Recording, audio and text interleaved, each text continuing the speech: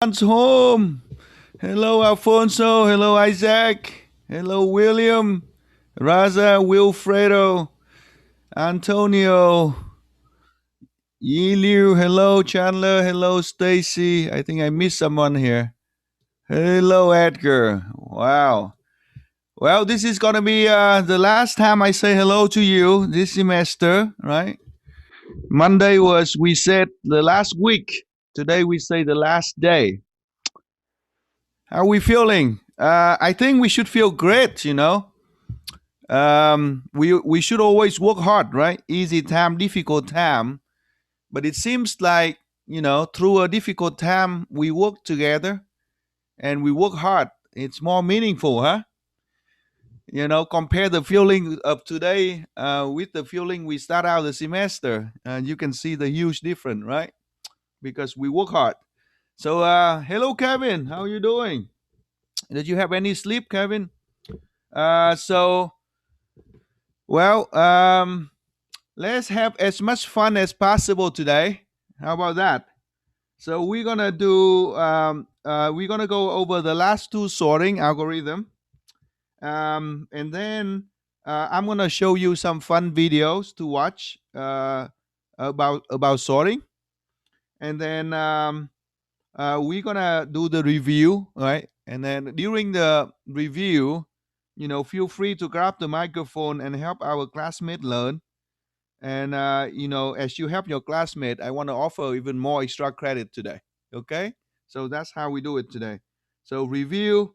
If you explain the problems to our classmate, there's more extra credit. All right. So I try to come up with as many opportunity as possible.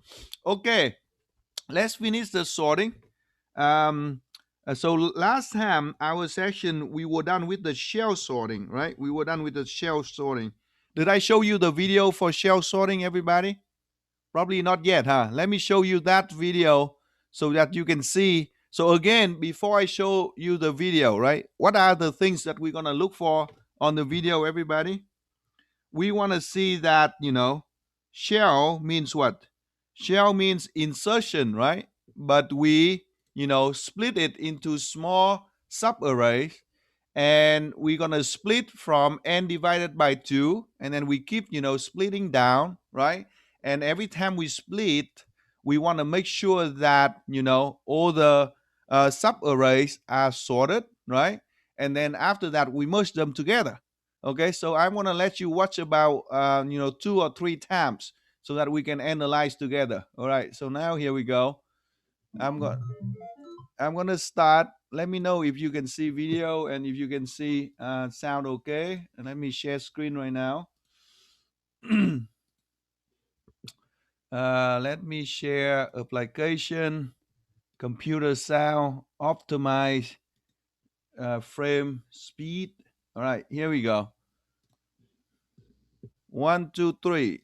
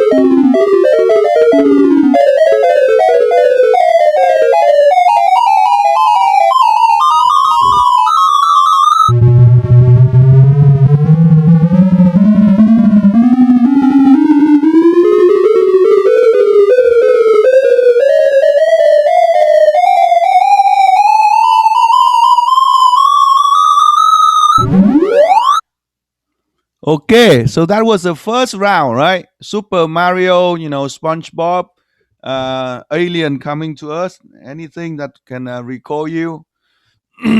But what did we see, everybody? First of all, right? Let me show you. When we start, right? When we start out, it was all random, and then we start to split, right? We start to split, And here we go. Let me play a couple of seconds and then analyze for you.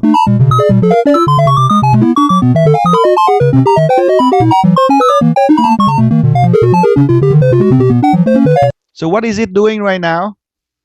What is it doing right now, everybody? So the fact that you see the two red columns, right? Actually, it's only one, but it's moving so fast. It moving, so fast. So it gives us the impression that there are actually, two columns, but there's actually only one column. And what that column is doing is that it going through, all the subarrays and try to, sort them. Not try to really sort them, all the subarrays. And then after that, we're gonna start to merge the subarrays, together, right? As we increase the separation. Okay.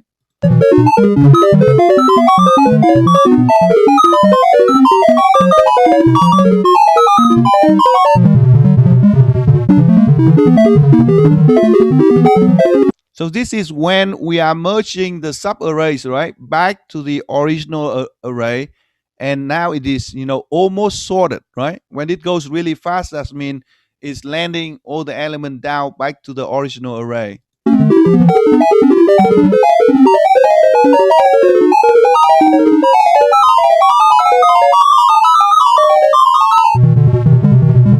So this is when n is equal to either 2 or 3, okay? Depends on the number of items, right?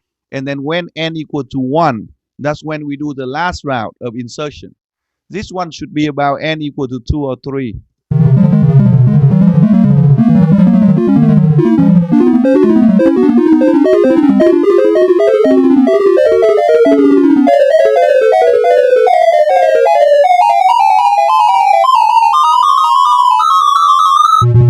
So now is n equal to 1. Remember we did the practice at the end of the class the other day? Yes, the other day on Monday, right? This is when n equal to 1. And you see that, we chose the first, right, element as the sorted sublist. And then we're going to introduce one more each time, right? And, you see that how the list is almost sorted already, right? You see the triangle. Now we're going to get a perfect slope.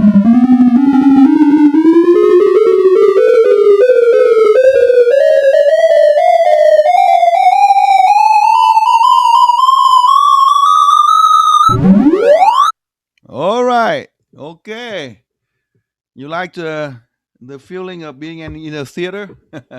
Okay, so now let me get back to the iPad and we're going to go to merge sorting, right? When I'm switching to the iPad, did everybody hear about the new model of ACM, everybody? Anybody hear the new model? ACM is a theater company, right? Showing movies, right? So now they have drive-in theaters, okay?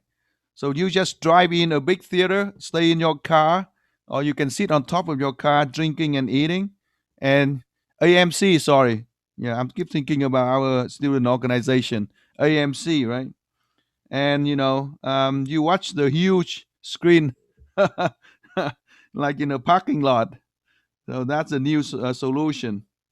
And this morning, Bill Gates came out saying that this COVID-19 situation may be uh, over by the end of 2021. Yesterday, I was in a meeting with our school, right? The possibility that spring 2021 will be online is very high, okay? Very high. Yeah, 2021. Yeah. So the spring going to be online, very likely. We should hear from the final decisions pretty soon. Okay, so now one thing we see about what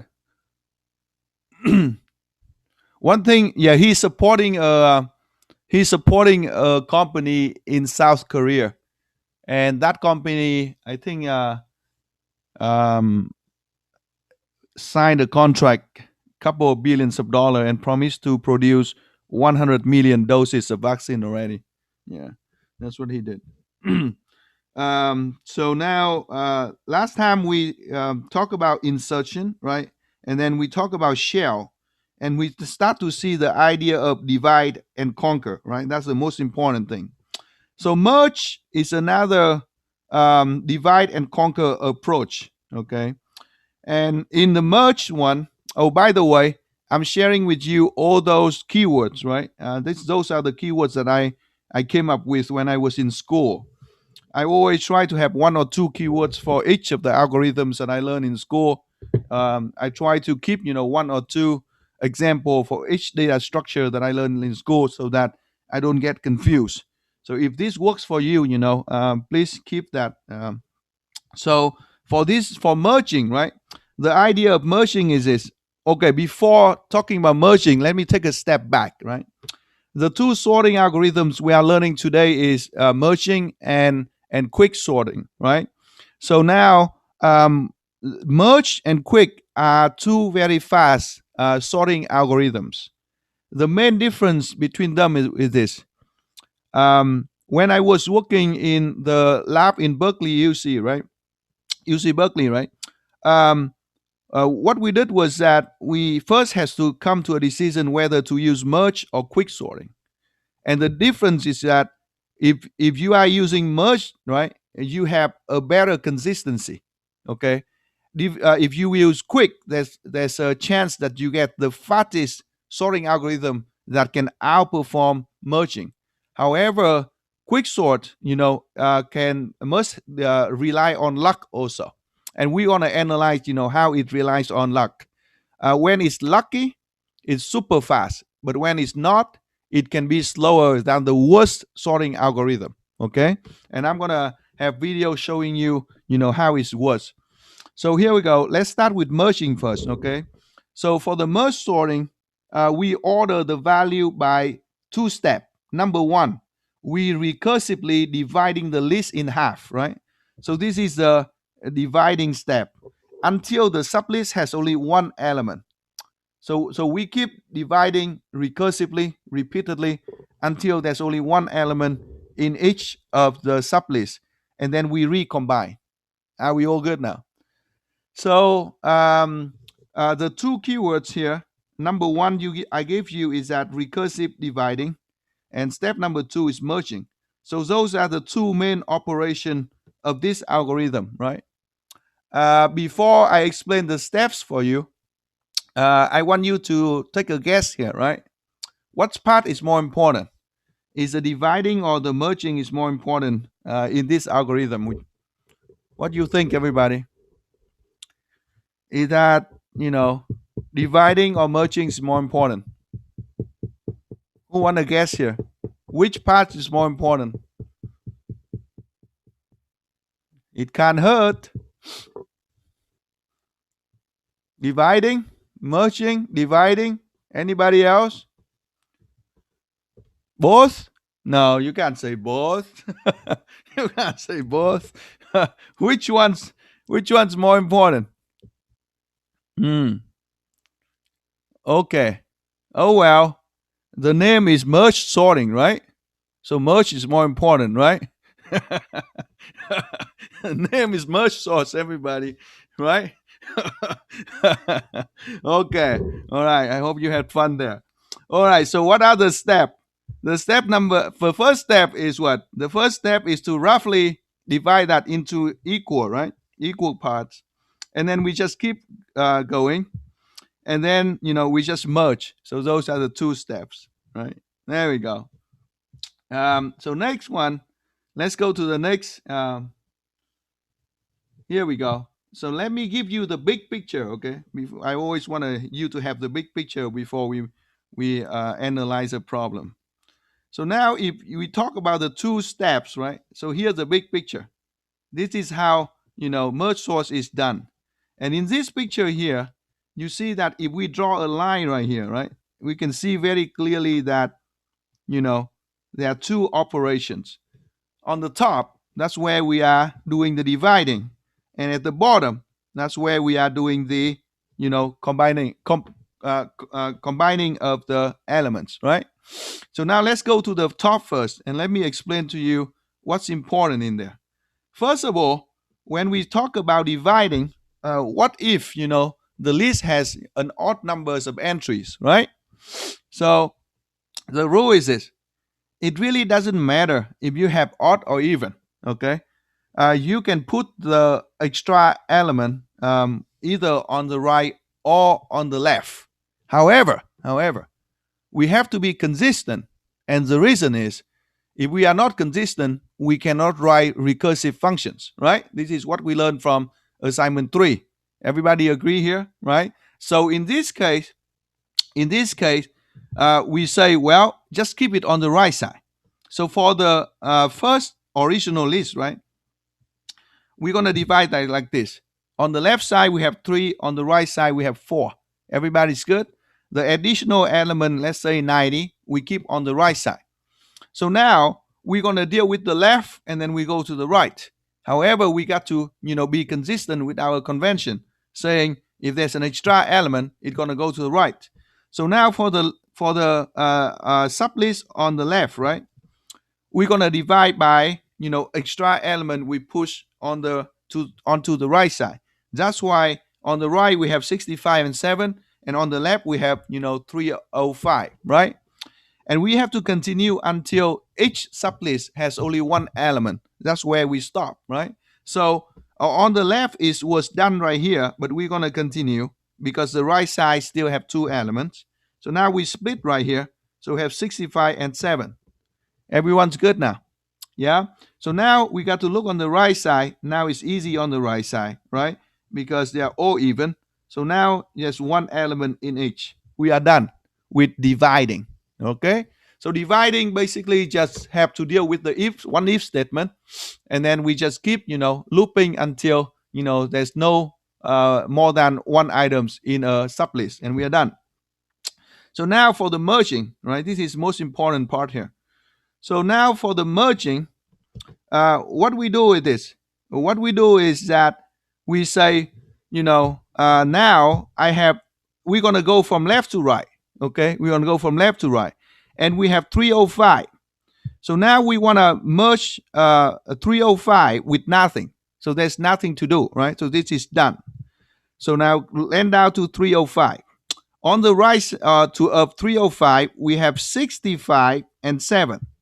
What we do is that we're going to pick the item on the left compared with the one to the right. And then we're going to land the, smaller one first, and then we land the bigger one, and we are done. Everyone's good here, right? That's how we do it. So now with 305, right? 305 going to have to compare with 7. 7 is smaller. And then 305 compare with 65. 65 is smaller. And finally, we have 305. At this point, we have to wait for the right side, right? In order to land them down.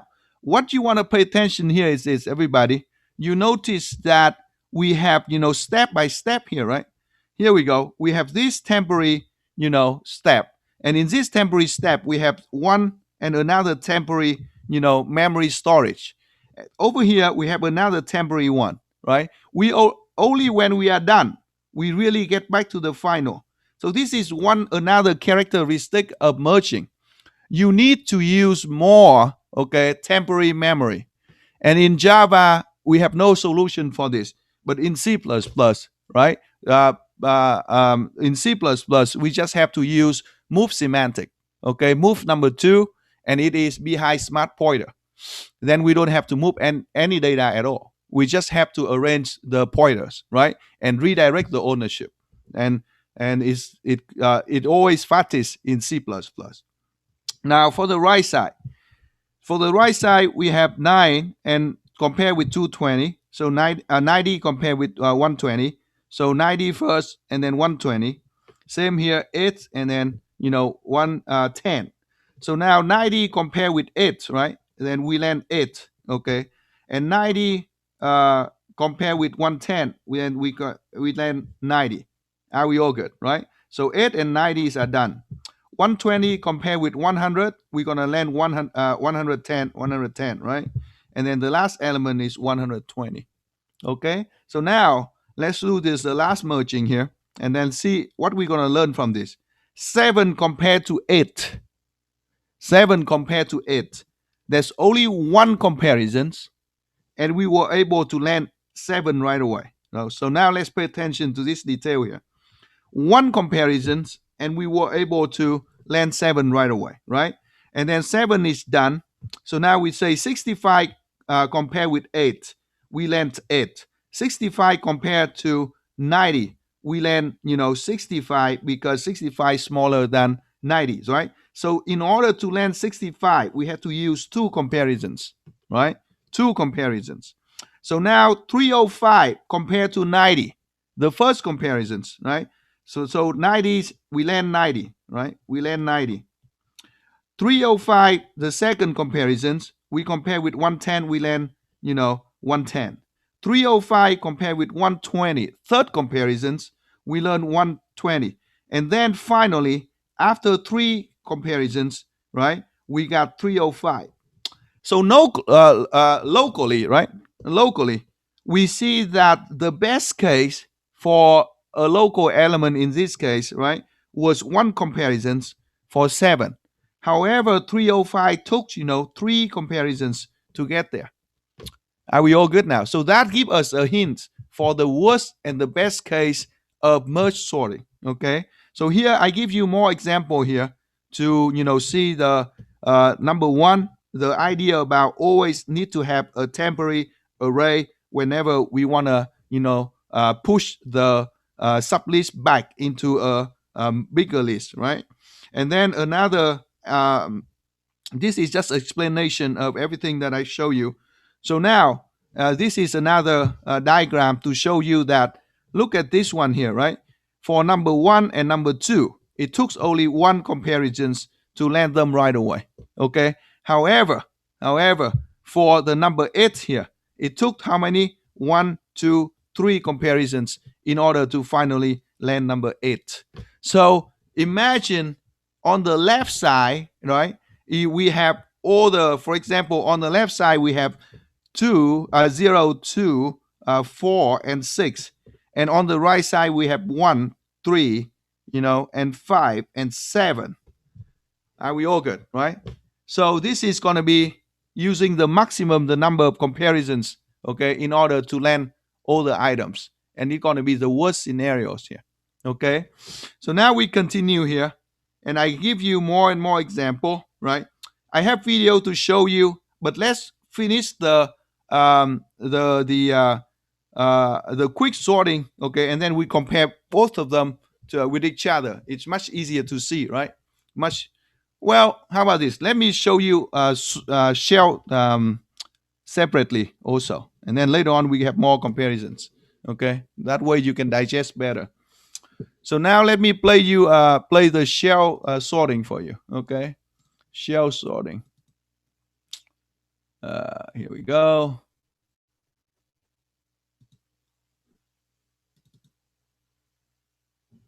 Oh, merge, not shell. Sorry. Let me start the sharing video. Okay, so let's watch this. Okay.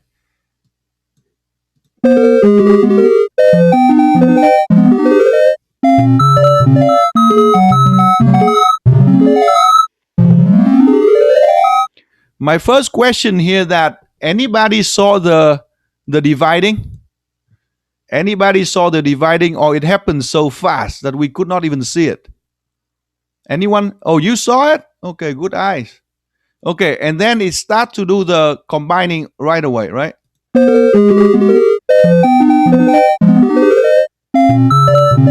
You see that the combining happening on the left side, right? The merging happening from the left side, and it gradually goes to the left, and then it goes to the right, and then left and right has to merge together, right? All the way until we have last 2 branches. That's when it merged back into the original array, right? Okay. So let me show you again here so that you can see. And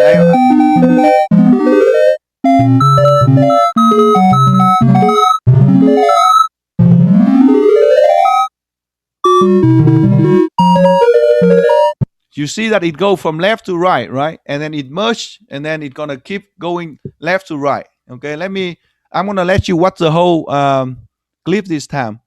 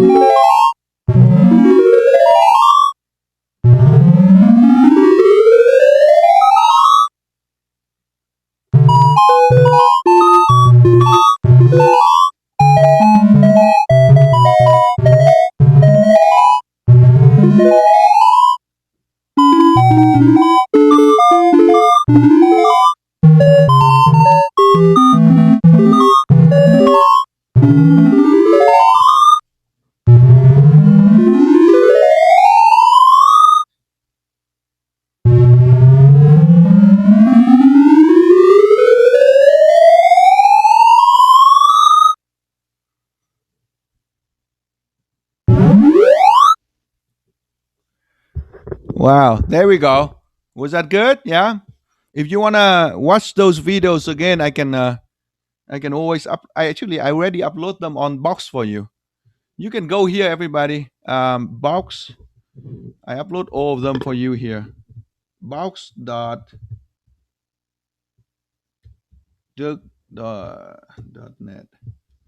Okay. If you go there, you can see I actually upload about 6 algorithms up there for you. I have total about 15 of them, I think. Okay. So now let's go to quick sorting. Okay, let's go to quick sorting. Here we go. Yeah, there are a lot of cool stuff on there. Oh, USFCA. I went to USF as well. Yeah. Here we go.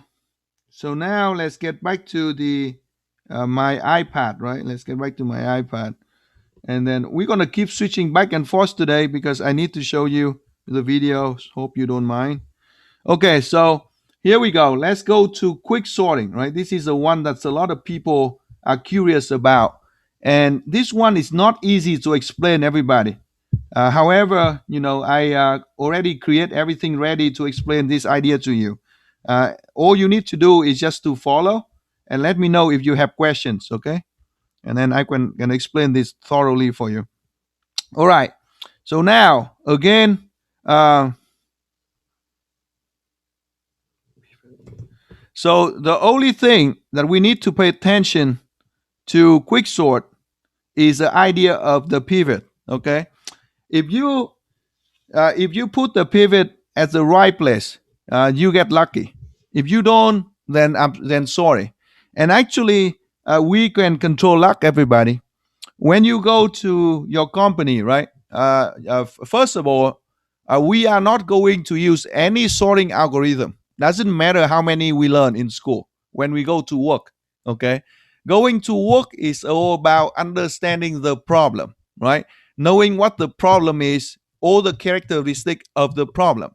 So if the problem is analyzing data, you got to go through the data first, analyzing the characteristic of the data. In order to understand the characteristic of the data, you may have to do some simple sorting first. And after you do some simple sorting, you may use, one or two more sorting. And finally, you go to your own sorting that you create in order to make the data and the sorting meaningful. And you can sell your service there. So all what we learn here, same as data structure, is just for the foundation. When we go to work, we're going to create our own things. Okay, so that's what we need to prepare for work there. And it's all about understanding the data, and then you can, based on the sorting algorithms that we learn in school from the textbook, and you change it to adapt to your own problem. All right, so in this case here, the pivot is the most important thing. The step of this is that we choose one element in the list to be they call that the pivot or the partition element, right? Different textbook call all those elements differently, so you just have to understand how it works. Then doesn't matter what terms they use, you're going to be fine. And then we organize the elements so that all the elements less than the pivot are to the left and greater than the pivot are to the right, right? And then you apply quick sorting again. All right, So now, does that make any sense here? All right. So now here we go. I make it. I gave you a shorter version in order to understand this, right? All you need to do 3 steps. Number one, find the pivot. Okay. Number two, quick sort the left, and number three, quick sort the right. So pivot left, right. That's all you need to remember. Okay. So now once you remember how you do it. So here we go. Step number one, right? You always want to write out the rules, everybody. Okay, when you do algorithms, when you're programming in algorithms, when you go to interview, make sure that you bring your scratch paper. Okay, don't ask them. Just say, "Well, I bring some scratch paper here." Always write it down and help you remember. So rule number one is that all the smaller element, right, have to be on the left, and the greater has to be on the right of the pivot. However, we have to, position the pivot first, right? So here we go. So I use a color on the left and on the right, right? We call that the cursor, okay? The left cursor, we're gonna give it a green color, and the right, we give it a red color. And then for the pivot, give it a yellow flag, okay? Easy for you to see. Are we all good now? So here we go. Purple, go and purple as I've stated, right? I will give you something that you can relate here. So 5, 2, 6, 1, and 3, 4. This is a very simple sequence that I give you so that you can understand what's going on. And then the next step is this. First of all, we always put the pivot in this basic version, right? We choose our pivot to be the left side where the current left cursor is. And then the other one is, to the right side, okay? So the rule is this. The first rule is that the pivot has to be greater than left, right? And the right has to be greater than the pivot. If that rule is false, that means if that rule doesn't stand, then we're gonna swap, okay? Or then we're gonna swap the value. And when we swap the value, we always follow the pivot. What does that mean? Okay, I'm gonna walk you step by step here. So first of all, can you please work with me here? How is the rule number one right now? Is the left smaller than pivot and smaller than the right? We are talking about the data inside the object, right? We are comparing between 5 and 4. So is it false or true right now for rule number one? All you need to tell me is that true or false, and then tell me either you want to swap or not, and then tell me which cursor you want to move, okay? And then we're gonna learn this together. So first, comparing 5 and 4, right? Left and right. Is the left being smaller than right, everybody?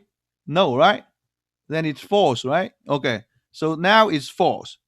Since it's false, what we need to do is what?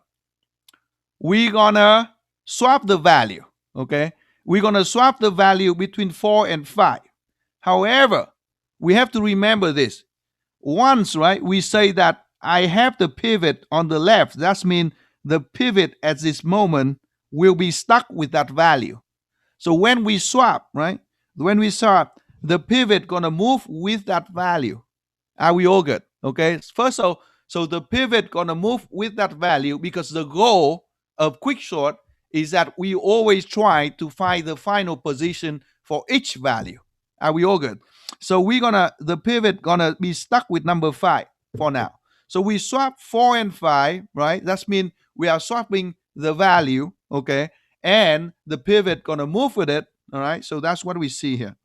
The pivot right here gonna move, right? We swap the value, and the pivot stuck with number 5. But the cursor left is still on the left, and cursor right is still on the right. Can I have about 5 confirmation here? The 2 rules, but it can be very confusing.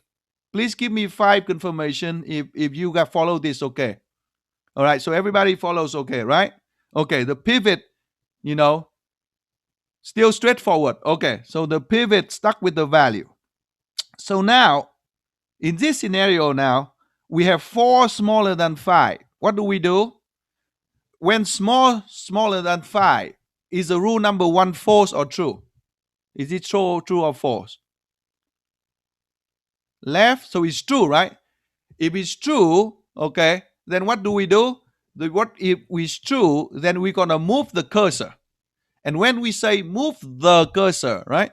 Then which cursor are we talking about? The cursor that is not, being with the pivot, and the cursor always move toward the pivot. Okay, are we all okay with this? Can I have 5 confirmation before we do this? All right. If rule number 1 is true, then we move the cursor. When we move the cursor always move toward the pivot, right? That means we move the cursor that is not being with the pivot. So in this case, which cursor are we moving, everybody? Which cursor are we moving? We're gonna move the left one, right? We're gonna move the left one from 4 to 2. Are we all good? Very good. So when we move 4 to 2, is the first rule violated or not? Is the first rule violated or not? 2 compared with 5, is it violated or not? It's not, right? So now, if it's not, then it's no swapping. If it's not no swapping, so we're going to move cursor. We're going to move what to where? We're going to move the left, right? So we're going to move the left toward the pivot, okay? So the cursors always look for the pivot. So now we have 6 and 5, right? 6 and 5, is the first rule violated or not? Is the first rule? Yes, right? Okay. So it is violated. When it's violated, what do we need to do? When it's violated, what do? We swap, right? When we swap, we're going to swap the value of 5 and 6. And the pivot going to stick with what value? The pivot going to stay with 5. Very good, right? So the pivot going to stay with 5. So now we do the swap. The pivot stay with 5. And 6 is now swapped to the right side, right?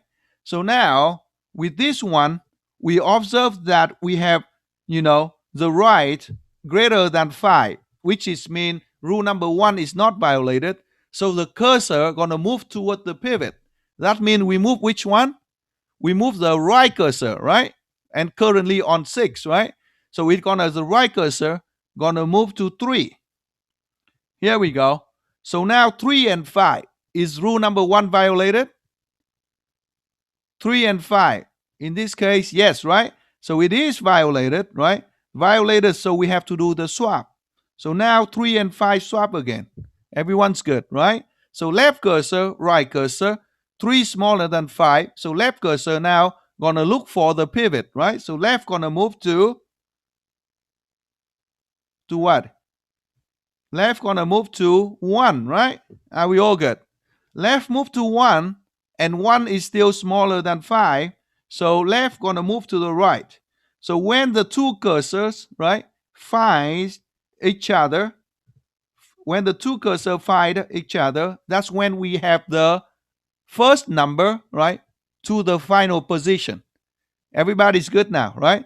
So we said this is when we found the pivot, and we land number 5 at the final position. So what's the rule again? The rule is that pivot left and right, right? So now we have to continue taking care of the left subarray. Everyone's good. For the left subarray, right? Okay. For the left subarray, we're going to set the pivot, right? We're going to set the pivot on 4. Are we all good? And then the left cursor on 4 and the right cursor on 1. So what do we do now? 4, 2, 3, 1. What do we do next step, everybody? What do we do next step? 4, 2, 3, and 1.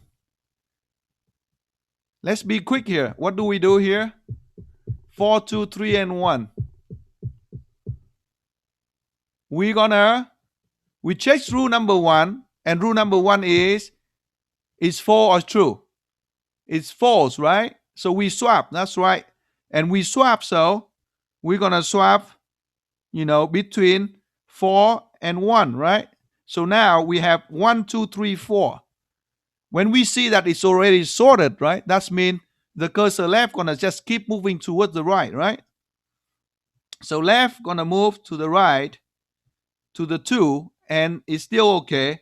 So it's gonna move to 3, it's still okay. It moved to number 4, right? So now in this sublist, in this list, we got 2 items at the final position. Everyone's good now? So now do we take care of 1, 2, 3, or we take care of 6? Everybody, do we take care of 1, 2, 3 now, or we take care of 6? We got to continue taking care of the left side, right? Until it's done. Okay, we cannot assume.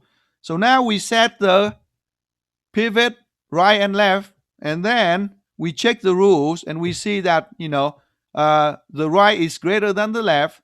So with the cursor always move to the pivot. So the right gonna move to the left, and the next item that we have at final position is 1. So 1, 4, 5, right? Are we all good? So now we got to take care of 2 and 3. 2 and 3, right? Cursor left and right, right? And then we see everything is still fine with the first rule. So right gonna move to the cursor. So now 2 at the final position. And so 1, 2, and 4 and 5 are done. And then we take care of 3. 3 is only one element. 3 is done. And finally, we can move to the right side, right? And now everything is done. Was it okay, everybody? Did you understand okay? Can I have about 5, 7 confirmations here? Did we all understand okay? Yeah? All right. So now I'm going to let you watch 2 videos, okay? To go over all those rules again. And hope that helps. Here we go. I'm going to give you different kinds of video this time. I don't want you to be bored with all the Super Mario. So the first one I'm going to give you is to compare between merge and quick sort. Okay, how about that? So merge and quick sorting. Oops, I'm not sharing yet. So here we go. Sharing the video. Sharing the video. Where is the video? Is it here? Let's try.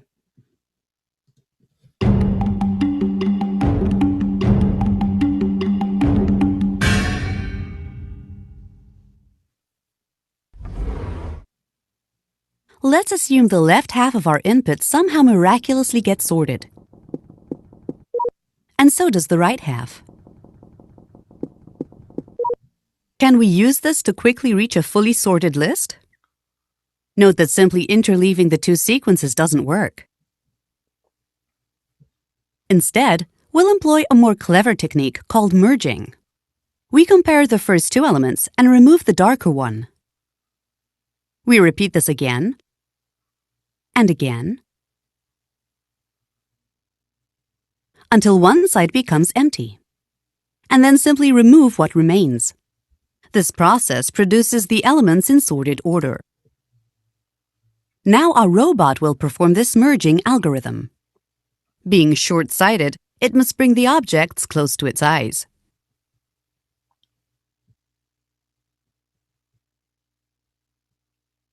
When merging is done, the balls are pushed back to the bottom shelf, and the sort is complete. Now let's get back to a random permutation. To perform the merge algorithm, we need the 2 halves to be sorted. Instead of relying on miracles, we'll sort each half ourselves. We'll do it using merge sort. We'll split each half in half again and again until we reach sequences of size 1. These are already sorted. And now we can work our way back up again until we reach a fully sorted sequence. 2 sequences of size 1 can be merged using a single comparison, creating a sorted sequence of size 2.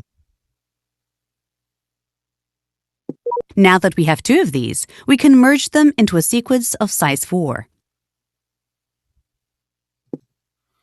Did you notice that the robots put the balls on the counters before putting them back in another array? So the counter is the temporary array that I've been talking about. Okay, you notice that he does it every time.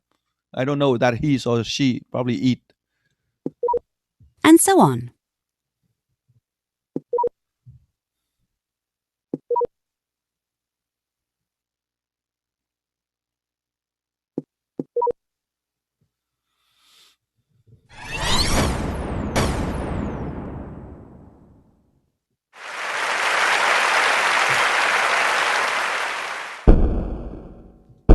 You want to pay attention to the number of comparisons and the time.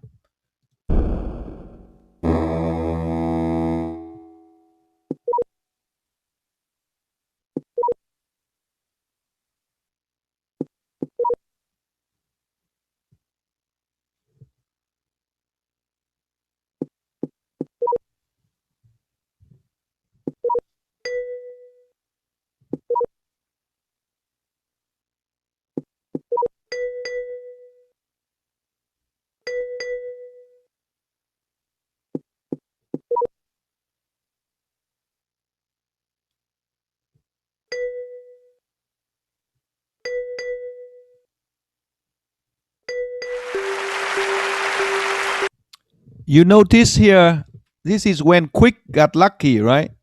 And it is 19 comparisons, okay?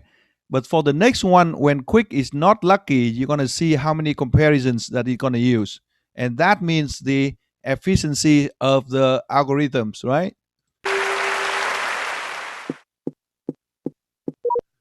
Both robots performed 19 comparisons, but Quicksort did it more efficiently. MergeSort spent about 7 seconds moving elements from shelf to shelf. This approximately explains the time gap. But Quicksort's victory was partly due to luck. The first pivot it had randomly chosen split the row almost evenly. This is the optimal split. Its subsequent choices of pivots were lucky too. In the next round, we'll see what happens when Quicksort is unlucky. MergeSort, on the other hand, makes no random choices. Its performance is only affected by the initial permutation. The last one turned out to be easy. In the final merge, for example, 2 balls remained on the left side, and there was no need to compare them with anything. Next, we'll choose a permutation that will make MergeSort work harder.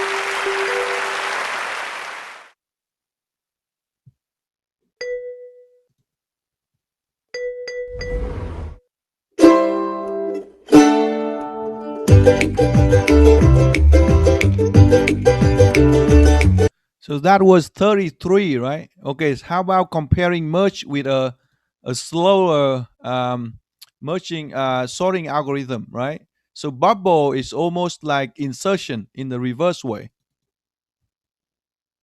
Our task is to sort these balls by brightness. This robot, however, is short-sighted and can only compare balls when they are placed directly in front of its eyes.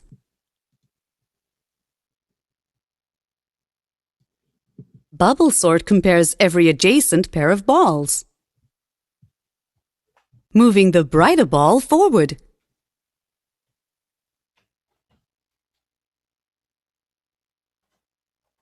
This brings the brightest ball to the end of the row, where it should be. Another pass is performed on the remaining unsorted balls.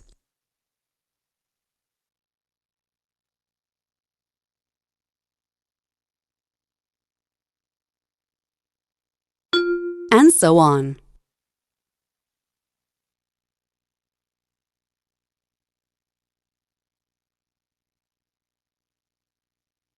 Quicksort starts by randomly picking one ball, called a pivot. It then rearranges the other balls by comparing them with a pivot. Balls brighter than the pivot are moved to the right, and darker ones to the left. The pivot can now be placed where it should be. Our row of balls is now split into 2 smaller, unsorted rows. Each is sorted in turn using Quicksort. Pick a pivot. Rearrange the other balls. Put back the pivot. And so on.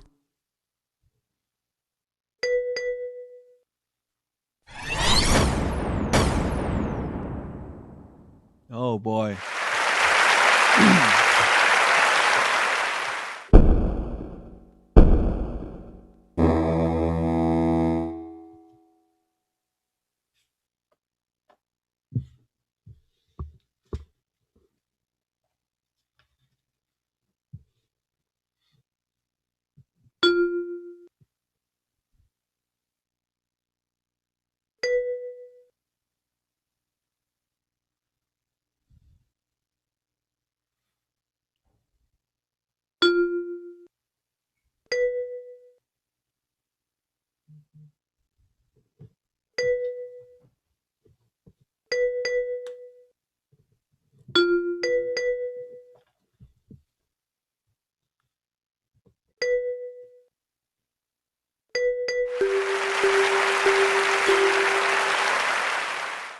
Oh, it's getting dark.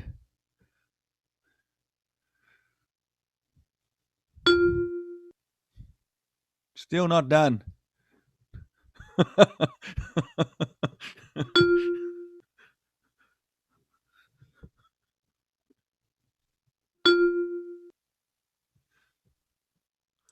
Still working.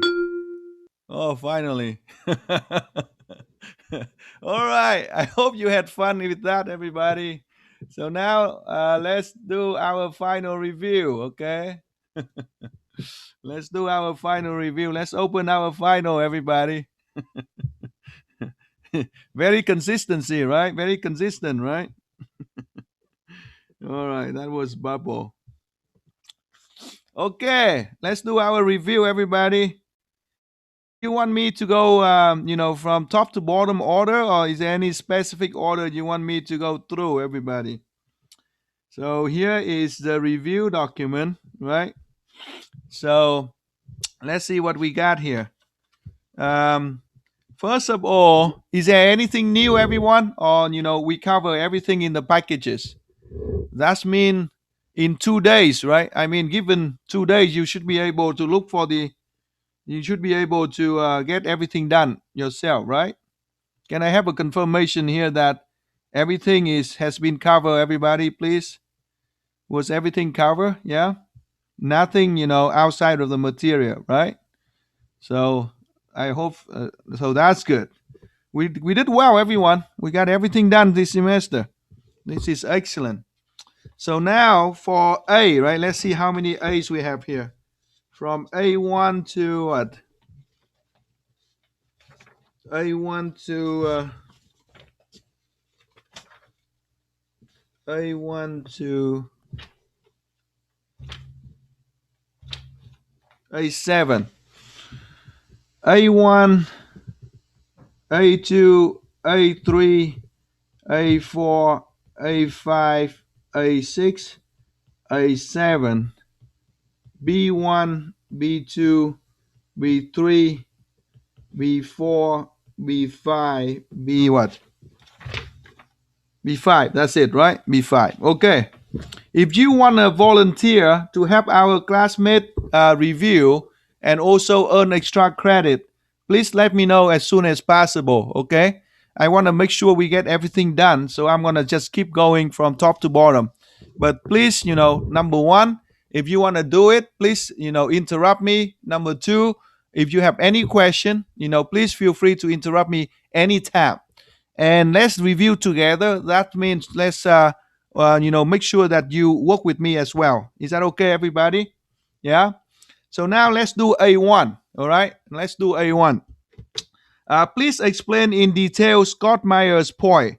Which pointer for share pointer like pointers that can dangle? Okay. Why is that, everybody? Everybody, what is he saying here? What is he saying here? Please explain in detail. Is it from assignment 3? We did this in assignment 3, right? We did this in assignment 3, did not we? Yeah? Okay. Do we have all the packages in front of us, everybody, to do the review here? Everybody?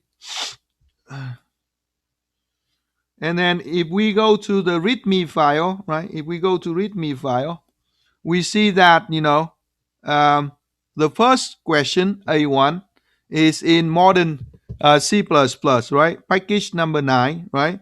And if we go, and also assignment 3, part A. So you can always find, where that from. And if you want to see, look at the line number here. The explanation is on line number 389, right? And 315 to 335, okay? So if you go to the packages, and if you go to package number 9, for example, I just want to show you how to use this, right? So package number 9, and sorry, 315 Stay up too late. So 3:15 here. Are we all good? So this is exactly the demonstration that we did in class. Everybody's good here, and this is the answer for our topic, our question here. And remember, we analyzed this in class together. We said that weak pointer, right? So let me read this again. Please explain Scott Meyer's point. Use weak pointer for share pointer like pointer that can dangle, right? So we have two things here. Number one is the raw pointer, which is a pointer that we learned in the first half of the semester. And then we learned the weak pointer, and the weak pointer is a pointer, in the collection of smart pointer. The reason that its name is weak because it does not have ownership. And in the raw pointer, right, there's one situation that we pay attention to, that is the dangling pointer. And dangling pointer because it's pointing to a memory address that does not have an object. So everybody see why we compare these two now. However, using a dangling pointer is very dangerous because dangling pointer cannot tell us if the object that is pointing to was destroyed or not. However, Scott Meyer said, please use it. Use a weak pointer. Okay, weak pointer has no problem at all. Weak pointer can always tell you if the object that you are observing is destroyed or not, right? And it's not never gonna fail you. Everybody's good, right? So now, let's if you go to an interview and they ask you, say, can you demonstrate that? You said, of course. And all you need to remember to demonstrate is this. You said, I have an object in area 3, right? And I have one pointer, Mickey, pointing to it. And then I have another pointer also pointing to it. So I have two pointers. And what I'm going to do is that I'm going to go ahead and destroy the object and know the first pointer. And that's going to leave the second pointer, right, being a dangling pointer. And I'm going to demonstrate to you that the dangling pointer has no idea, if the object was destroyed or not. In order to do that, I'm going to code type ID that I learned from package number 2 of this class, right from the beginning. And then what I do is that I'm going to code type ID and I filter it, through the name function, and that returns to me the result. So my question that I'm asking the dangling pointer is this: is the object is still there? And the dangling pointer said, yes, the object is still there. And I even know the type of the object. That is a type name. So we said, well, if it's true, can you return, can you get some kind of data field from the object for me? For example, get the name field, right? On line number 324, when we ask the dangling pointer to get the name field, the program crashes, right? So that's why, there are two things, right? The raw pointer, when it's dangling, it has no idea if the object was destroyed and it crashes on it, okay? However, for the weak pointer was named weak because it does not have the ownership of the object. But look at this. If we set up a share pointer owning a goofy object, and then we set the weak pointer to be monitoring, the ownership on the object. And then we do two experiments. The first one is before we delete the object, and the second one is after. Before we delete the object, we said, can you let me know if the object has been expired or not? They say, no, it's not expired. It's still there. It's still alive. So it can tell before the object is destroyed. After we destroy the object on line number 332, it can still tell very nicely, saying, well, now the object is gone already and doesn't crash our program. So that is the explanation for why we should use weak pointer, even though it doesn't have ownership. It is like the dangling pointer of the smart pointer. However, it's safe, it's smart, and actually it's strong. And that's it. Any question here for A1, everybody? I always give more information than you need to answer the question, right? I want to give you a complete picture, but that's all you need. Can I have a confirmation that we are okay with A1, everybody? If that's okay with you, then I can move on to the next one. Thank you. All right. So that was A1. Let's move on to A2, right? A2 said, in your understanding, why weak pointer is not named strong pointer. Please explain in detail how weak pointers expire and lock work, right? So this is in the same package. And the package gave us complete, explanation of what's going on. So first of all, before I explain, let me mark the names of the two functions that they want us to test. We just talked about expire, right? And I'm going to talk about expire again. So here we go. Expire was on what line number? Expire, reset. There's so many lines that we test expire here. On line number 227, we test expire. On line number 280, we test expire. On line number 301, we test expire. On line number 303, we test expire, right? And we continue to use expire in other example. How about dot lock? Why right here? Dot lock was test on line number 286, right? There's we dot lock. And again, on line number 293, we also code dot lock in order to see, what dot lock returns to us. And the program has output also. Are we all good? So now let's answer the question. In your understanding, right, why weak pointer is not named strong pointer? Why is that, everybody? Why is that not named strong pointer? Because of what? Because it has no ownership, right? Thank you, Joel. Very simple. Everybody's good now. So Mitchell has a question here. So share pointer is a manager owner of the data supplying the weak pointer. Checks if the data is valid, invalid by calling expire or lock. The service layer that you are describing is true, but the mechanism is unfortunately not. Okay. As in the diagram that I drew for us, right? I hope that I still have the diagram here for you. Where is the diagram? Here we go. So I drew this diagram several times. Let's use, one of them here. In this diagram, what we see here is, Mitchell,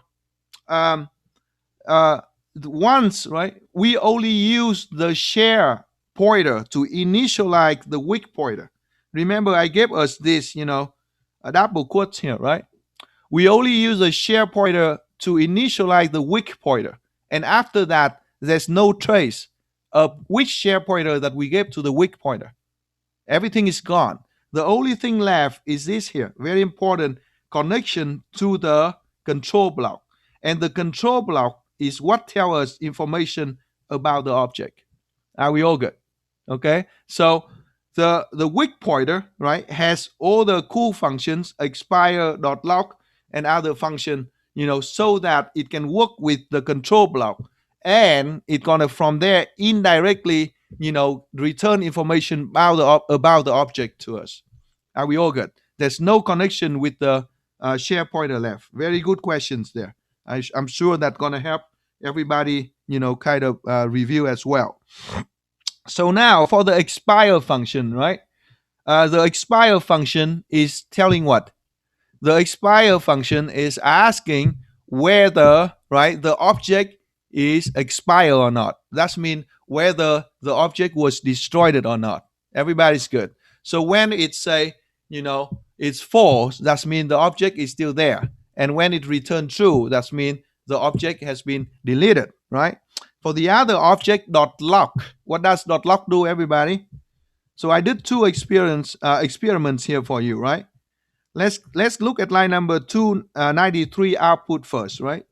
It outputs right here, okay? .locks. What does .lock do? .lock return the address of the object that is monitoring. Everybody's good, right? And it got the address from the control block. So this is what we already learned in the class. And then we can also use .lock because .lock return the memory address of the object. We can use .lock to bind the ownership of an object being monitored by a weak pointer to a share pointer on the left side. That is a demonstration on line number 286. Everybody's good now, right?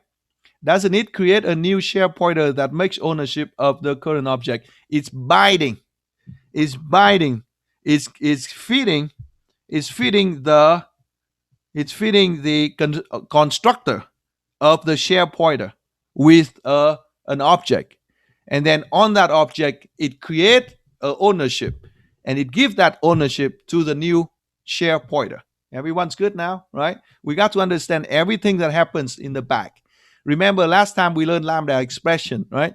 The two sentences in the lambda expression package that sum up everything that we learned, throughout the semester. Okay, when we go to interviews, they don't always look for the results. Everybody, they look for the way that we solve the problem. They want to look. They want to see our problem solving skill, and then how we explain, how we communicate what we are doing, how we are doing, right? Why we are doing this and that to another person. That's what they look for. All right. Are we all good with A2, everybody? Can I move on to A3, please? Are we all good with A2? Can I have a confirmation here? Do we all understand A2 now? Yes? Confirmation, please. Yes? All right. Now let's go to A3. Okay, let's go to A3. For A3, the question asking, what is a class that contains a pure virtual function, everybody? What is a class that contains a pure virtual function? Anyone has an answer for this, please? What is a class that contains a pure virtual function? What is a class that contains a pure virtual function? It is an abstract class. Okay, that is correct. Is there anything else? Is there anything else? We did assignment 3, right?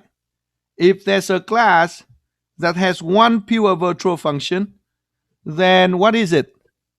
What is it, everybody? It is an abstract class. And what? What if that abstract, what if that pure virtual function is the only function that it has? If it is the only function, that means all the functions in that class, are abstract, right? If all the functions in one class, are abstract, that class is an interface. Everyone's good here, right? So I'm not going to take any points off, as far as you have some answer and you show some effort. And of course, I try to give a lot of partial credit and award on, good performance throughout the semester. But I want to prepare you for the interview. In the interview, we got to think outside the box. We got to be very thorough here, right? If it's only one, if the class, right, here we go. So the definition of an abstract class is what? If I have a class, right, and if it takes only one abstract in order for it to be an abstract class. For an interface, right? An interface is a class that, all of the function must be abstract. But in this case, what if we have only one function in there and it happens to be abstract, right? That means this one class here is an abstract class and it can be an interface at the same time in C++. Are we all good? All right. So let's make sure that we be very careful, when we go to interviews in this case here. Okay. The next question, please quote a definition of a pure virtual function. What is a definition again? Package number 5, page number 1, right? We learned all the terminologies of a function, right? Everybody who remember what is the definition of a function? What is the definition of a function? We talk about function header. We talk about, we talk about signature. We talk about declaration, right? We talk about body. We talk about definition, right? So the definition of a function is what? Is the body and the declaration together. The header and the body together. Are we all good? So the question asking, can you please quote a definition of a pure virtual function? This is package number 12, right? Here we go. Remember, I spent, this example here to, clarify for us the conversation that people have online, right? People say that, well, if you have a pure virtual function, you cannot have a body. And then our example here, on line number 254 to line number 256, showing that no problem. You can always have a body, right? It's all about when you use it and how you use it. And in this case here, in order to write the definition, it's so simple. You just have to write the header, and then in there, you can write a return or you can write a cout. Are we all good? If you want to write a cout, make sure that it is a void function. And that's it, pure virtual and void. If you want to write a cout, and that's all the question they're asking for. Package number 12, line number 254, right? As you know, I gave you the pointer here. Package number 12, line number 254.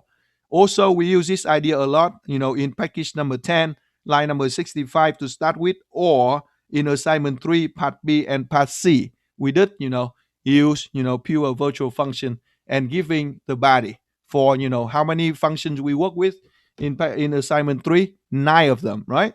We did 9 different tests, okay? All right, so that was A3. Are we okay with A3, everybody? Can I move on? If a pure virtual has a definition, can you still redefine it later? Absolutely yes. Absolutely yes. Right? It is just like a pure virtual function. And we did pure virtual in the student, right? 210, 220, 340, and programmer, right? That is the multiple inheritance. And we have the chicken and egg example to talk about virtual. We talk about static binding and we talk about dynamic binding, right? We talk about if it is a static binding, we use a type of the caller. If it's a dynamic binding, we use the kind of the object. All right. So that was package number 13. All right. So please, make sure that we review that one as well. Okay. So that was A3, everybody. Okay. Any other question for A3 before we move on to A4, please? Any other question for A3 before we move on A4? Any question, please? For any question? Can I move on to A4, everybody? Can I move on to A4? Yes? Yes? Okay. So now let me move on A4, right? So where is A4? A4. Oh, A4 is recursion problem. Okay. I believe that I gave you all the answer online. So A4 is asking for what? A4 saying, okay, I'm giving you this one, right? Please explain to me how you trace the value, right, for the output. And I gave you the recursion solution right here. Okay. So now let's take about 5 or 10 seconds and look at the problem again. Okay. So we can digest.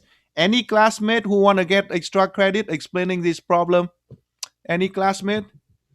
Please let me know right away. Or, I'm going to get the extra credit for myself. Who want to explain this problem? Anyone? Anyone? This is our last meeting. This is our last meeting. This is the last time I call on you. Hello? Anyone want to get extra credit? Wow, this doesn't happen very often, huh? There's extra credit offer. Nobody need it anymore. Okay, I'm happy. All right, so now let's look at this together, right? Is it the problem? Let me look at the problem again. A4, where is A4? A4, we have function A and B. A and B. A and B. Oh, this is a package solution. This is a recursion. So, okay, here we go. So, in this case, let's work together, everybody. Can we work together here, please? What is where online in the main, right? Let's analyze this together. In the main, we are having num equal to 11. We're passing num to the function A. Are we all good? And then let's use blue color for function A, so you can follow. Function A is on line number 10, function A, and then function B is on line number 16.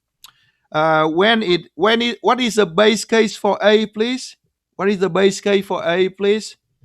The base case for A is the base for A is what?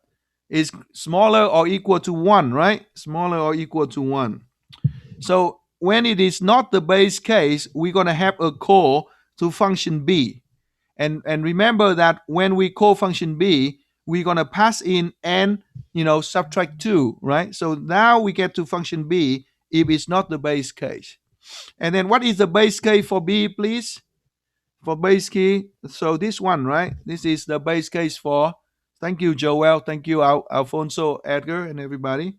And then when it is not the base case, we're gonna call function a with n, subtract 3, right? That's when we call back here. So after we see the big picture, we can start to focus on the detail. So now we say, well, I'm gonna start with the main. So here we go.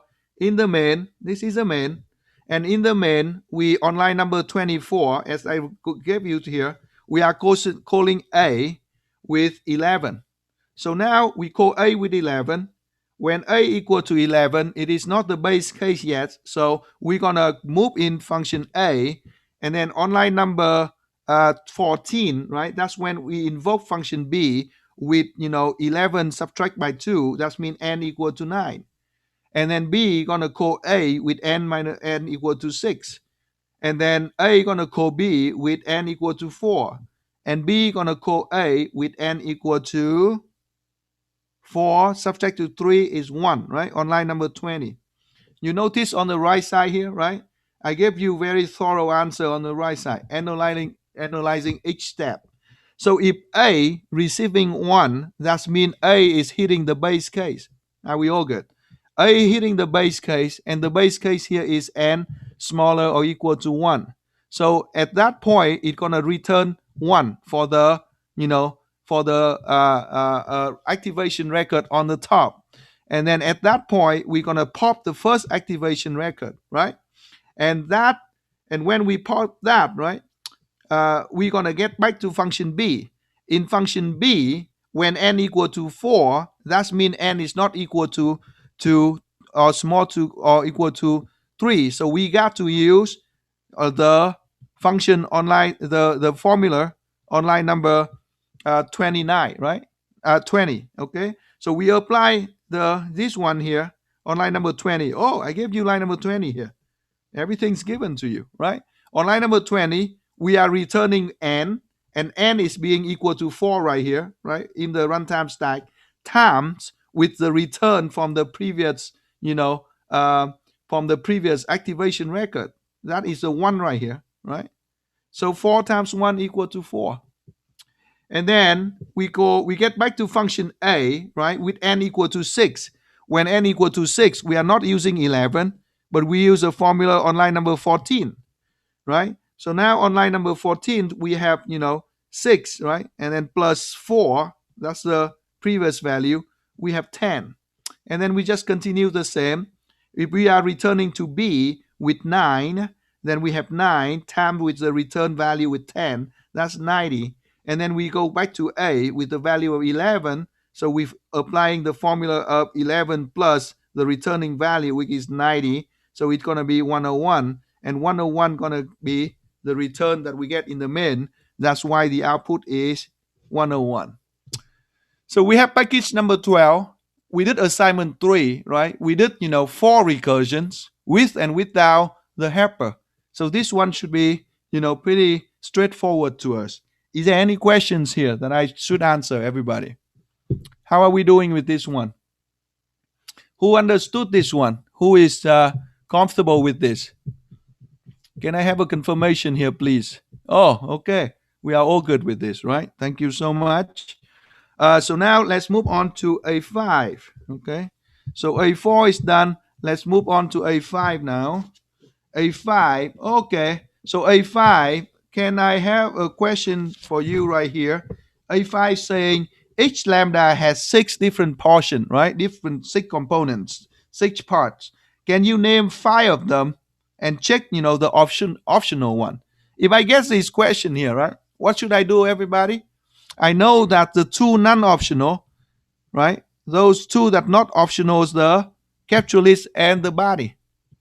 And the rest, we have 4 optional. So as far as we remember this, everybody, then we can do it, with any question about the, construction of lambda. Does it make sense? That's why in the preview of lambda expression, I gave you this right away. If you remember what is required, then the rest is optional. Are we all good? And this is package number 15. In package number 15, right, I had everything, laid out for you very carefully. So you can always get back to that, right? And of course, on the README file, I should give you all of the pointers to package number 15.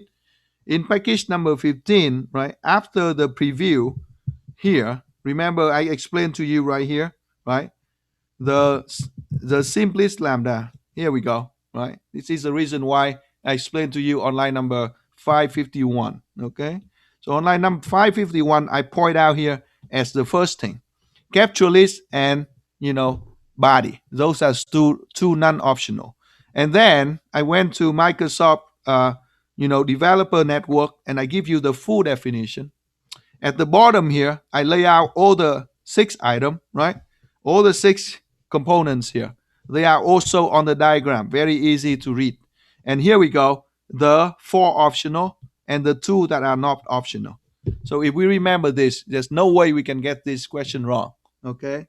So now, here we go. Please write the shortest lambda, right? So that's the second question in A5. The shortest lambda is the one that has the 2 required components, capture list and the curly braces for the body. How is lambda reference different from capture by reference, different from capture by value? Everyone, come on, one sentence, please. How is reference different from value? Everybody, how is that different?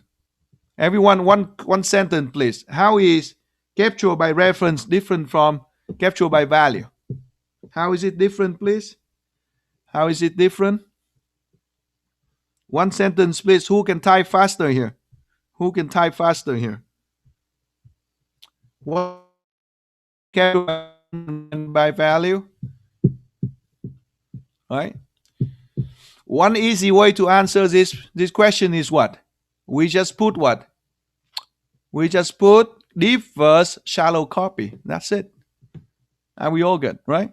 If you don't want to give a lengthy explanation in the context of the class, I would accept it. What's the difference between capture by value and reference, right? Is, deep versus shallow copy. Done. That's all we need to talk about, right? And then we talk about mutable. Mutable is what? Mutable is in the middle of value and reference. Values mean no change at all. Reference mean all the change, right? Gonna be, gonna affect the original copy. Then in the middle, mutable means, well, you can change, but only change within the scope of the lambda expression. And outside, it comes back to its original value, right? Are we all good? Let me write down here for you. So capture by value, right? Okay, when things combine with mutable, right? And then on the top is by reference. So now, if you say, well, if I have the scope of the lambda, let's say if I have the scope of the lambda, okay, if I have the scope of the lambda here, and then outside, for example, the scope of main, or you can say the outer scope, right? And the outer scope. So now for the value, there's no change inside, there's no change outside. For the mutable, right, you can change inside, but there's no change outside. For reference, you can change inside and change outside as well. And that's all you need in order to explain this example, right? And remember that, we did this together. And the whole point here is that C is captured by value. And there's a mutable, right? So C work with the mutable. That's why we were able to change C in the body of the lambda. However, outside of the lambda, C comes back to its original value, right? Not 5 anymore, but still 3. Okay, that was A5. How am I doing, everybody? Too fast, too slow, just enough? Can I have a confirmation that you're doing fine, please? Good? Okay, awesome. All right. Okay, A7. A7 is shell sorting. Who wants me to go through this problem again, or you want to save time for the part B? Shell sorting is pretty straightforward, right? Who wants me to do this one, everybody? Or you are all okay with this? Save time. Who needs this one? Who needs this shell sorting? It's in the package, right? 3 example was given. If one person tell me that then you want me to do it, I will do it. Anybody? Anybody? How about if there's enough time at the end, I will go back. Okay. Okay. So let me put a question mark for A7 here. If you want me to go back, we go back. All right. So now B, right? A4. Oh, actually, that is B4. Did I? So now for B1, let's go to B1. Let's go to B1. B1 here for the review. Let's go look at the B1. Oh, wait. Is it B1? No, A7, right? A7, sorry. This is A7. I definitely should go through A7 for you. So where's the A7 problem? A7. A7. Oh, it's just in the package. Oh, what am I doing?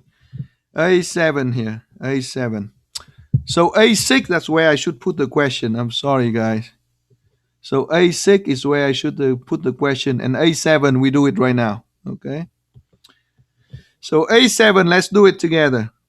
A7, right? A7. So the question is number 1, right? Where is model? Where is model, right? Where is model? And then where is model? Model.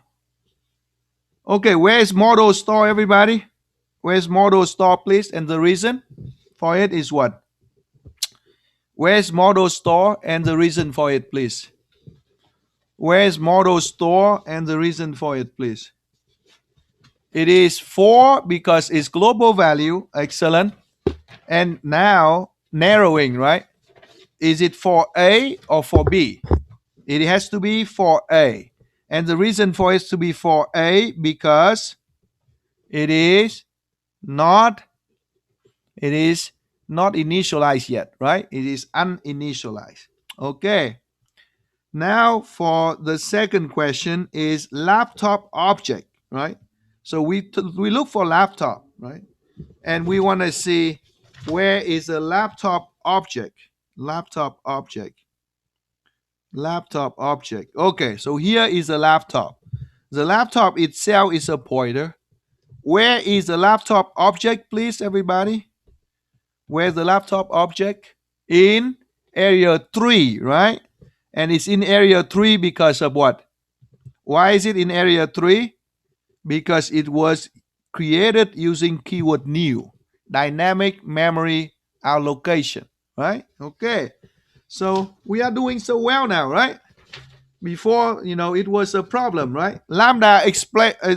Okay. So now if you see this question here, do you even need to look for the object, everybody? If you see that it is a closure, do you need to know where to look for the code, or do you have the answer right away? Where do we store closures, everybody? Where do we store a closure? Area 3. That's it, right? We don't even need to look back at the code. All closures are in area 3. Are we all good now? We don't even need to know where it is, right? And all closures managed by smart pointers. Same as here, right? They say test lambda as a function. When it is a function, where is it stored? Function call is in area 2. Function itself is in area 5. Here we go. So 4 questions and 2 questions are given. You don't even need to know to look at the code. And the 2 others are pretty straightforward. One is, in uninitialized global, and one is the, created using new dynamic, right? Okay, can I move on to the next question, please? Everybody's good with A7? Can I move on to B1 now?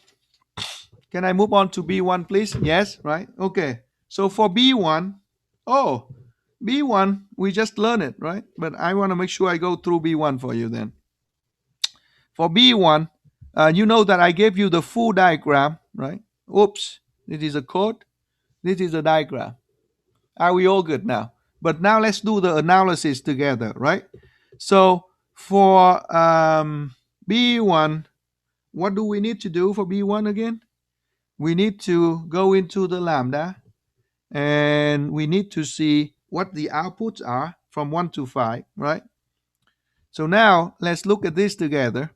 First of all, let's look at line number 8, right? Let's number 8. Let me give you 5 seconds here. Is there any questions here, everybody? Is there any questions about what's going on?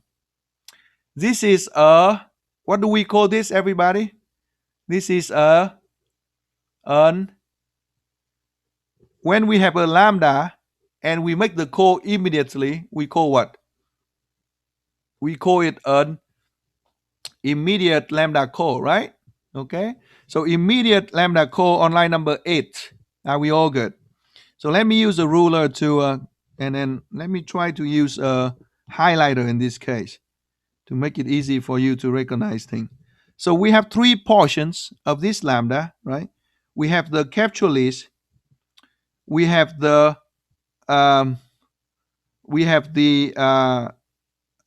parameter list, and then here we have the body, right? So here we have the body of the lambda, and then we have the direct call. Everyone's good with this? Any question here, everybody? 3 portions. Whenever we identify the lambda, we always want to identify starting with the capture list, right? We always want to start with the capture list here, and then the parameter list, and then the body. And then after the body, in this case, is a direct call. That's why we have this, red portion here, right? So now, if it's in the, global scope at this point, right? Or, any scope that we are having here, if we don't know, we know that y got to be defined before we use it, right? So y came from line number 3. And now, since it is the call, so it has to, the value that we pass in has to go to the parameter list. And in the parameter list, we see that we have 2 arguments. One is x, right? And the other one is y. So we are calling a function that has 2 parameters, and we are calling by only one value. So the value got to be the one that is not default. That's why the value of y has to go into x. And there's also a y with the default value of 1. Everybody's good now? So now we go in the body of the lambda. So in the body of lambda, y must remain as y, right? Now we all good. And x must remain as x. So now we have the value of 5 times 1 equal to 5. And that is the output of A. Okay? So 5 times 1 equal to 5. And on line number 23 is A. Can I have questions or confirmation that we are good with this, everybody? So in the package number 15, right, we learn lambda, we learn immediate call, and then we learn mutation, mutable, and we learn nested lambda. So those are the 3 topics that being tested right here, right? So the second one, here we go. We have a nested lambda. How are we doing, everybody? How are we doing? Are we okay? Yes? Okay, thank you. So now for the nested lambda, on line number 35, right? On line number 35.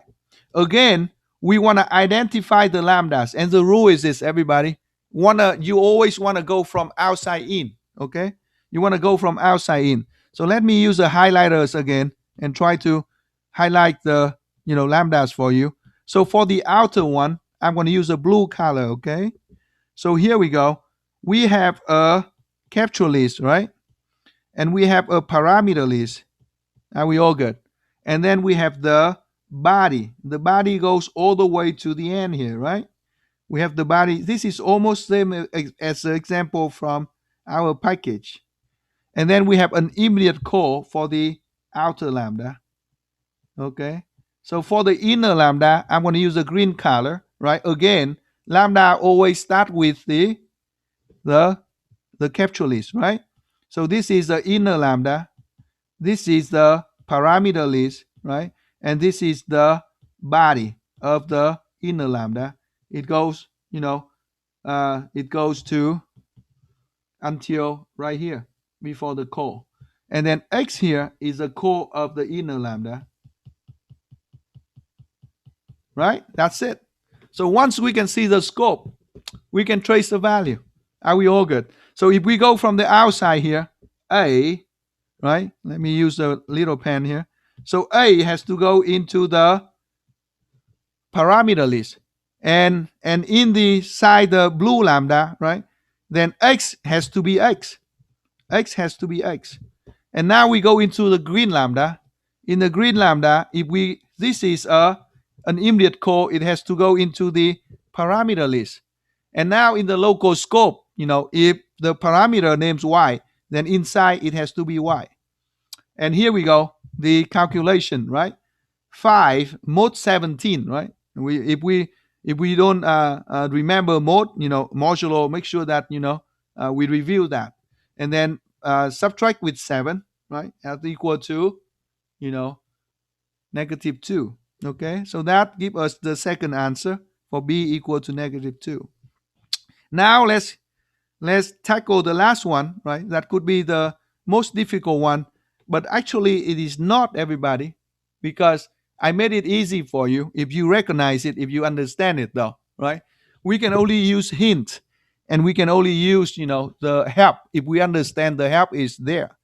What the way that I help you here is this: I put the mutable here only to remind you that we should review and understand the concept. But mutable doesn't do anything here because we have reference. We are capturing everything by reference. Everyone's good? Once we see the reference there, then we just ignore this mutable. We just ignore this integer. All of that, are there just for the noise. Are we all good here? And then if everything is captured by reference outside, then we have the value inside. And here we go. I explain, everything by, in on the right side here for you very carefully. So let me erase it, right, and then do some tracing with you to make sure that I'm thorough in explaining everything. What you want to do is this: first of all, you want to see the scope, right? In this case, I break it down for you so it's easy to see. However, you still want to see the scope of the lambda. You said, well, the outer lambda is here, right? And it ends with the opening and closing, curly brace. And the immediate core is the B. And then the inner lambda, let's use a color here. Let's use any color that is not here yet. Let's say orange. Okay, let's use orange. So inside here is orange. Are we all good? And then open curly brace and then closing curly brace. And then here is the immediate core. And what did we do? What did we say about going swinging in a nested lambda? We always go from the outside, right? The outside most. So the outside most here, that means we want to deal with B. And where did B come from? B came from the answer from the last question. B equal to -2. And now if we are calling B, B has to go to where? B has to go to X. Are we all good, right? And X has to be still X inside. So X has to be going into this X. And this X here going to go into the parameter, which is J. And then the rest of that is just basics, basics math, right? Not even calculus here. Are we all good? All right. So now that was B1, right? So B1 is done. B1 is done for you. B2. Let's say B2. I hope we have enough time here. If not, I may ask you for 5 minutes. Oh, B2 is straightforward. B2 is from package number 15. Let me explain B2 to you, okay? So B2 here we go. So B2, when you do this this kind of question, everybody, this is how you want to do it.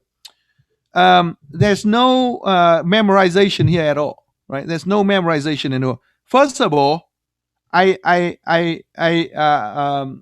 order all of this, right? I'm going to give you the analysis here to make it easy for you to understand. Number one is auto, right? That's when C++ does it for us. Number two is actual type. That's when we are matching the the construction of the function with the type. So if it's returning a double, we make sure that we write returning a double. Is it taking any parameter? Yes, right? Integer by constant reference. So at the bottom here, we make sure we put integer by constant reference. And then another one, double by constant reference. So double by constant reference. And then what is the name? What is the name of the function? SumUp. We got to give SumUp in there. And inside here, this is where we are, giving the pointer. Are we all good? So we always start with auto. We start with actual type.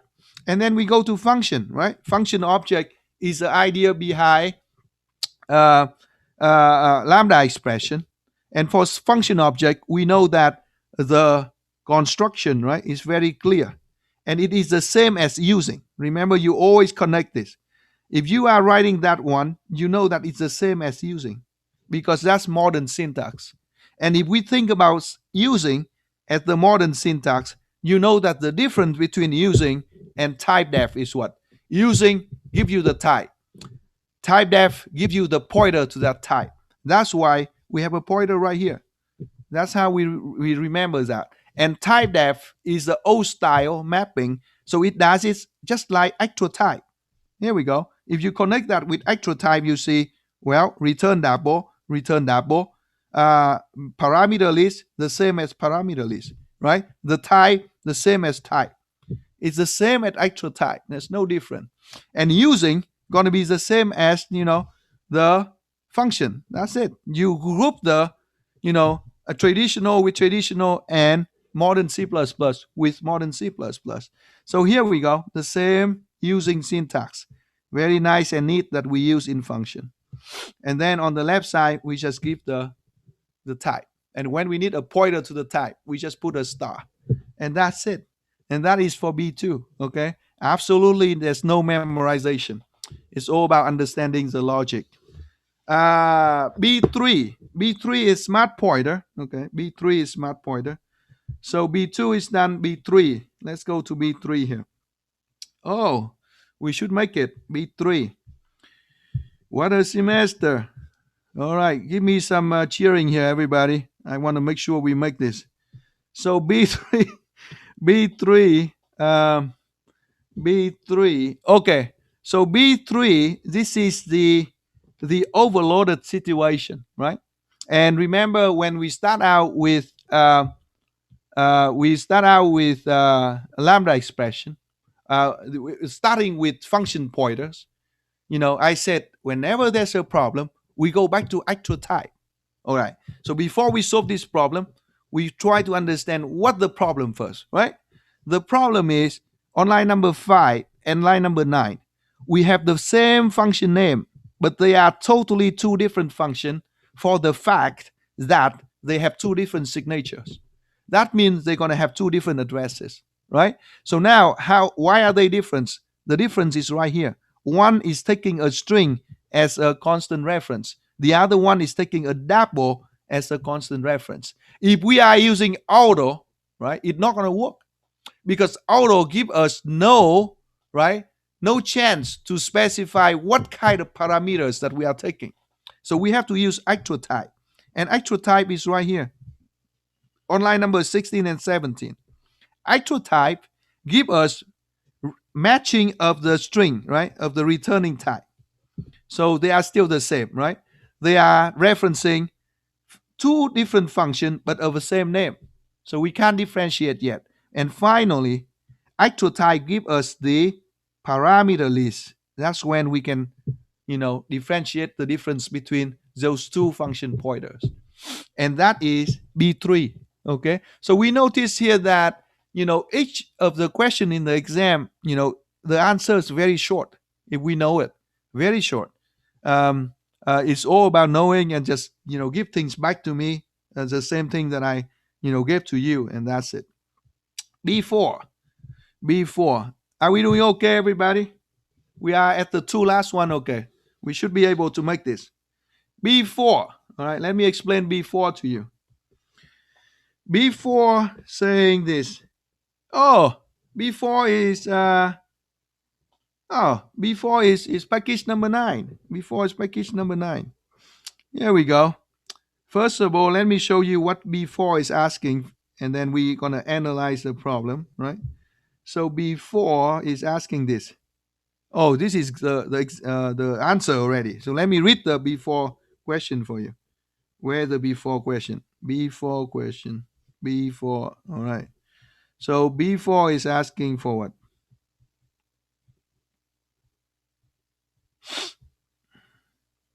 B4 say, please write 3 function headers. Only headers. Okay. Nobody. Only headers. That means, even you give me prototype, that's fine too. That can help us properly pass the above unique pointer into the main, right? In the main to a function, sorry. So into a function. And this is exactly package number 9. Exactly from package number 9, right? So we did this in package number 9 already. And here we go, right? We talk about pass by reference, pass by move, and pass by share. That's all I'm asking from you. And if we understand the idea, we say, well, pass by reference, that means we are receiving the same unique ownership. Pass by moves, that means we are receiving that, unique ownership, but in order to pass it in with that reference, it is the job of the caller, not the job of the receiver, to convert that into an R value function object, function or ownership. So we understand the concept, we can get it. Pass by share means we are converting the unique ownership into the share ownership, and that is the job of the caller. So we just have to receive a share, and that's it. Another question, right? Which one is your favorite and why?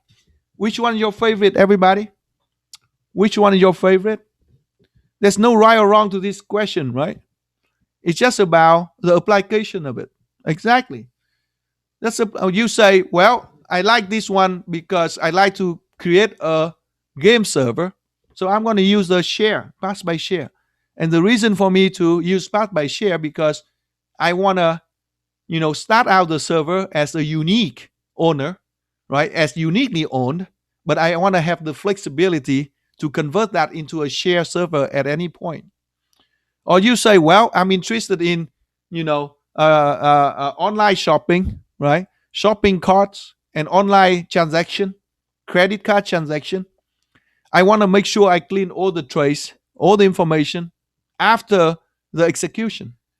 So I want to make sure that at the end of the function call or at the end of the activation record, when I pop out those, activation record, the destructor must be called in order to destroy all those objects that contain the information. And there's no better way than, using by move, because I move everything from the main scope cleanly into the function scope. At the end of the function scope, all the information, get destroyed by the popping operation of the activation record. And then next one, you say, well, if I'm working for a bank and, it is an international bank, and I want to make sure that I cover as many areas as possible. For example, one person who has, a bank account in America and go to Germany, I want that person to continue to, stay with my bank. That is the perfect, scenarios to use, pass by reference, so that I don't have to create another ownership for the same bank account. But I should be able to recognize the same position, the same as user in different scope, in different, country. So that is the explanation for that, right? So here they ask you for one favorite, and I give you 3 favorites already. And all of that is from package number 9. Okay? So now for the last one. Last one. Last one is assignment 3, right? B5. So let me look at B5 for you. So B5 is saying what? There are 2 questions that B5 asking us. First of all, write the code to keep the object which object owns a life of the scope of the function. So this is the opposite of the previous question. The previous question asked us to move an object ownership from the main to the function. And this one say, can you move the object from the function to the main? And that's what it is. If we take a step back and make the observation, and so now before we deal with, the first one, right? Before we deal with number 20, we want to take a step back and see what is given to us. So much given. In the global scope, there's a share owner ready for us to use. And there's also a weak pointer given to us. So what should we do in this case? It's very simple. On line number 19, if they give us a unique ownership and an object being stored in area 3, all that we need to do is to move the ownership from the object to the share pointer outside. And now it's available globally. And of course, to prepare for the second part, right, we want to have the weak pointer observing the ownership right away. This is simple, observation. So two little lines of code. We are done with, 10 point or something for that question. And then for next 10 point, what is it saying? Write the code to test if, weak pointer is dangling. Is it dangling or not? Then manually destroy the object before the program ends, right? So basically, this is just about expire. But please, be careful here. I want you to put a star here, everybody. I want you to gain, 110% on the final exam. Make sure that most of the time, classmates forget this line number 29, right? We have to call the function, otherwise there's nothing available for us. So on line number 29, make sure we call the function. Please take this note here for the final exam. We have to call the function in order to have line number 21 and 22 execute so that we can connect. And then after that, right, it's very simple. If we want to test if the object was destroyed or not, test expire. If we want to manually delete the object, reset. And that's all I have for you, everybody. Thank you so much for 2 months of work, a lot of hard work, right? Difficult situation, but we work together, right? And we work so hard. And now you can enjoy, you know, take care and keep in touch, huh? Thank you so much, everybody. All right, let's have a nice day. Okay, I will see you again on Sunday. I'm available anytime you need me, right? Until Sunday and even after that. Thank you so much. Thank you for everything. Take care, huh? Thank you. Thank you. Thank you so much. Thank you. Thank you so much. All right, everybody. Thank you so much. That was a great class. I will never forget this summer. Thank you.